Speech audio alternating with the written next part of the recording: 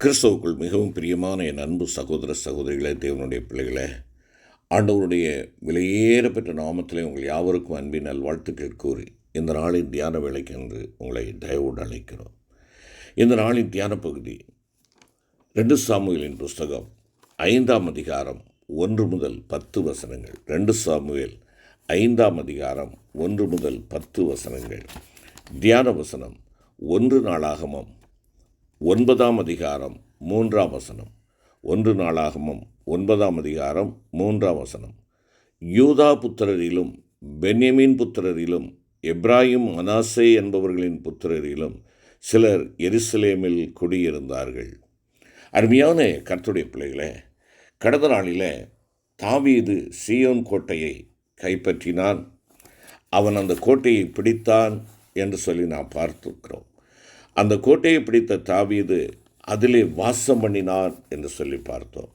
ஆம், எனக்கு அன்பான கர்த்தருடைய பிள்ளைகளே, நீங்களும் நானும் ஆண்டவருடைய பிள்ளைகளாக தேவன் வாசம் பண்ணுகிற கோட்டையாக நம்முடைய வாழ்க்கையை கொடுப்போம் என்றால் நமக்கு மிகுந்த ஆசீர்வாதம் உண்டு என்பதை நாம் தியானித்தோம். எழுத்தின்படியான எருசலேமில் வாசம் பண்ணி ஆசீர்வதிக்கப்பட்ட சிலரை குறித்தும் எருசலேமை விட்டு வெளியேறி வேதனைக்குள்ளான மற்றும் ஒரு சிலரை குறித்தும் பரிசுத்த வேதாகமத்திலே நாம் வாசிக்கிறோம். இந்த 2 சாராரிலும் ஒரு சிலரை குறித்து நாம் தியானிக்க ஆண்டவர் நமக்கு கிருபை செய்வாராக. முதலாவதாக எருசலேமில் வாசம் பண்ணினவர்கள்.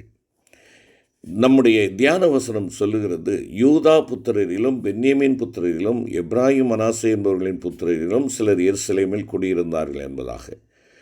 மேலும் ஜனத்தின் அதிகாரிகள் எருசலேமிலே குடியிருந்தார்கள் என்றும், சிறையிருப்பிலிருந்து திரும்பி வந்த இஸ்ரவேல் புத்திரரில் 10 பேரில் ஒருவர் எருசலேமில் குடியிருக்கும்படி சீட்டு போடப்பட்டது என்றும் நெகேமியா 11ஆம் அதிகாரம் 1வது வசனத்திலே நாம் வாசிக்கிறோம்.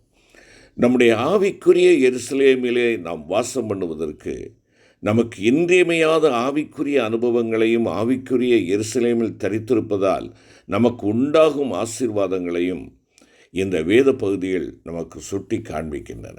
எருசலேமில் வாசம் பண்ணினவர்கள் யார்? முதலாவதாக யூதா புத்திரர். யூதா என்னும் இந்த சொற்றொடருக்கு கர்த்தரை துதிப்பது என்று பொருள்படும். ஆதியாகமம் 29ஆம் அதிகாரம் 35ஆம் வசனம்.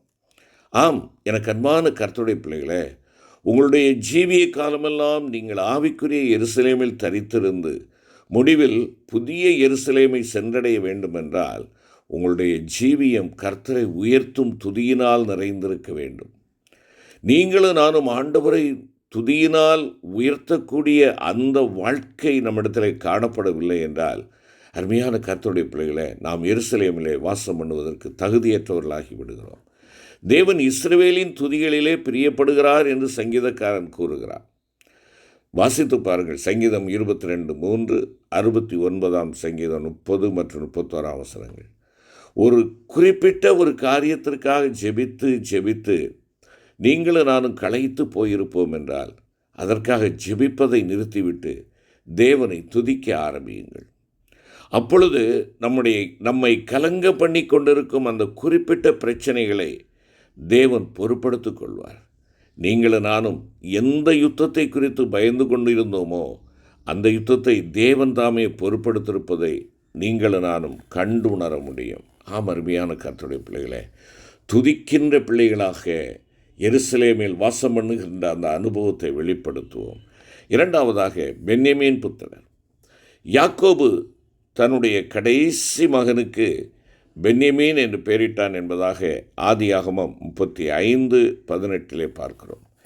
பென்யமீன் என்பதற்கு என்னுடைய வலது பார்சத்து புத்திரன் என்று பொருள். வலது பார்சத்து புத்திரன்.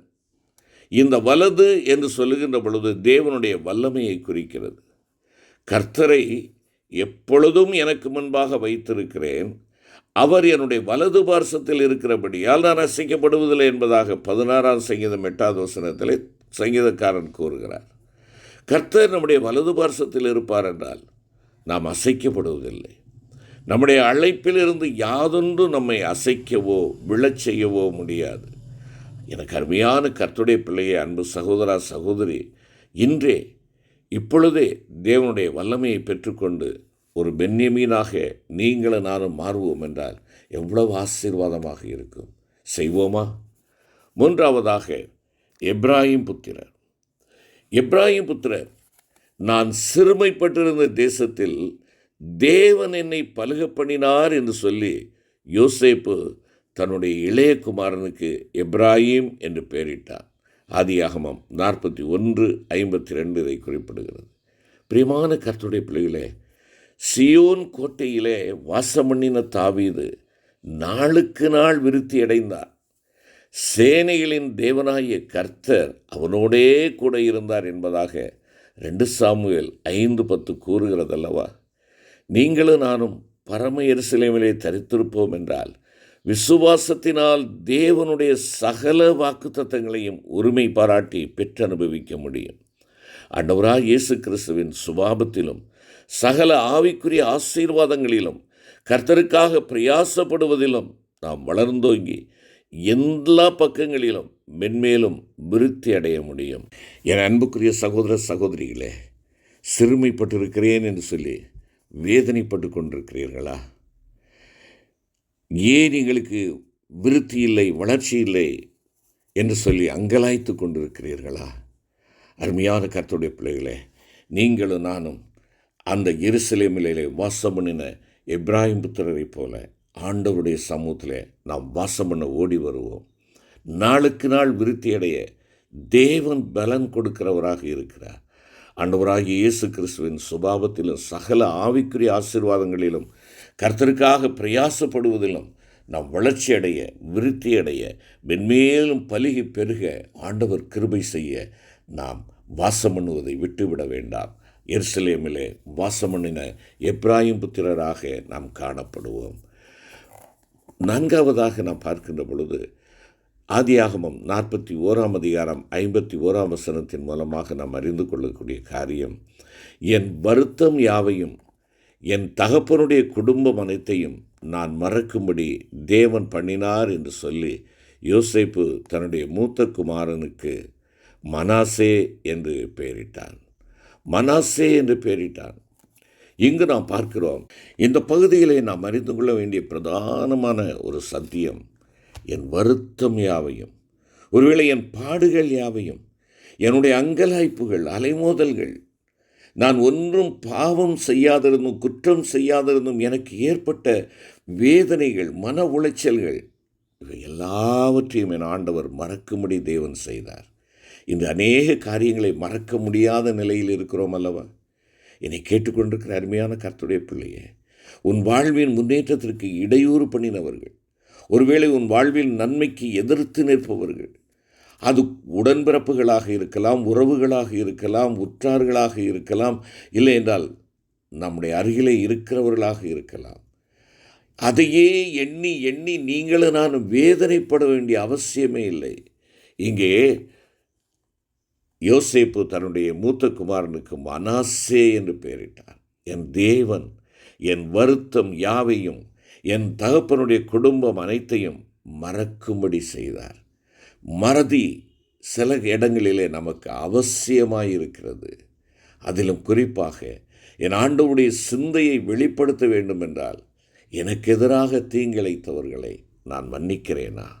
மற்றவர்கள் நமக்கு செய்த தீமைகளை நாம் நினைவு கூறுகிறவர்களாக இருந்தால் நாம் நம்முடைய ஆவிக்குரிய ஜீவியத்தில் முன் செல்லவே முடியாது. கடந்த காலங்களில் நமக்கு நேரிட்ட வருத்தங்களை எல்லாம் முற்றிலுமாய் மறக்கும்படி தேவன் நமக்கு உதவி செய்கிறார். மேலும் தகப்பனுடைய குடும்பம் என்பது நாம் எருசலேமாகிய கர்த்தருடைய சபைக்குள் வருமுன் அனுபவித்து கொண்டிருந்த சிற்றின்பங்களை குறிக்கக்கூடிய ஒரு சொற்றொடராக இருக்கிறது. இதைத்தான் எண்ணாகமம் 11:5 மற்றும் 6 நமக்கு கோடிட்டு காட்டுகிறது.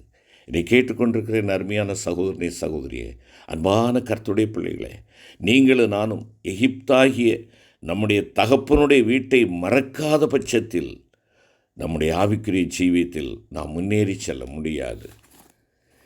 அடுத்தபடியாக நாம் பார்ப்போம் என்றால், ஜனத்தின் அதிகாரிகள் என்பது அடிமைத்தனத்திற்குட்படாமல் வாழ்ந்து கொண்டிருக்கின்ற வெற்றியுள்ள ஒரு வாழ்க்கை வாழ்ந்து கொண்டிருக்கிறவர்களை இது கோடிட்டு காட்டுகிறது. தேவன் நம்மை எல்லா அடிமைத்தனங்களிலிருந்தும் விடுதலையாக்கி எருசலேமில் தாவரிக்கச் செய்கிறார். மேலான எருசலேமோ சுயாதீனம் உள்ளவள் என்பதாக பரிசுத்த பவுலடிகளார் கலாத்தியர் 4:26 குறிப்பிடுகிறார். எருசலேமின் அனுபவத்தில் நமக்கு ஒரு மகிமையான சுயாதீனமும் ஒன்றுக்கும் அடிமைப்படாமல் சகலத்தின் மேலும் ஆளுகை செய்கிற ஒரு வாழ்க்கையும் உண்டு. ரோமர் 8:20 மற்றும் ரோமர் 5:17 வாசித்து பாருங்கள். எனக்கு பிரியமான கர்த்தருடைய பிள்ளைகளே, நீங்களும் நானும் இந்த அடிமைத்தனத்தின் வாழ்விலே இருக்கிறோமா? நீங்களும் நானும் அடிமைப்படும்படியாக அல்ல, ஆளுகை செய்யும்படியாக தெரிந்து கொள்ளப்பட்டவர்கள். நீங்களும் நானும் ஆளுகை செய்கின்ற அந்த அனுபவத்திற்குள்ளாக நாம் வர வேண்டும். அருமையான கர்த்தருடைய பிள்ளைகளே, மாம்ச இச்சைகளினாலே, தேக இச்சைகளினாலே, கண்களின் இச்சைகளினாலே, ஜீவனத்தின் பெருமையினாலே ஆளப்பட்டு கொண்டிருக்கிறோமோ? பாவம் என்னை ஆட்கொண்டிருக்கிறதோ? நீதியின் சூரியனாகி அவரை நோக்கி பார்த்து விடுதலை பெற்றவர்களாக, நம்முடைய அடிமை தலைகளை உடைத்தெறிந்தவர்களாக நாம் ஆண்டவரை நோக்கின ஒரு வாழ்வு வாழ்ந்து கொண்டிருப்போம் என்றால் எவ்வளவு மேலான ஆசீர்வாதம்! விடுதலை வாழ்வு. என் ஆண்டவர் உங்களுக்கும் எனக்கும் விடுதலை கொடுக்கும்படியாக அடிமைத்தனத்திலிருந்து நம்மை பிரித்தெடுத்து நம்மை நித்திய வாழ்வுக்கென்று, நாம் பரிசுத்த வாழ்வுக்கென்று நம்மை தெரிந்தெடுத்திருக்கிறாரே. நம்முடைய அனுதின ஜீவியத்தில் வெற்றி உள்ள ஒரு வாழ்க்கை வாழ்ந்து அவரோடு ஜீவிக்கிறவர்களாய் காணப்பட கர்த்தர் தாமே நம் ஒவ்வொருவருக்கும் கிருபை செய்வாராக. ஆமென்.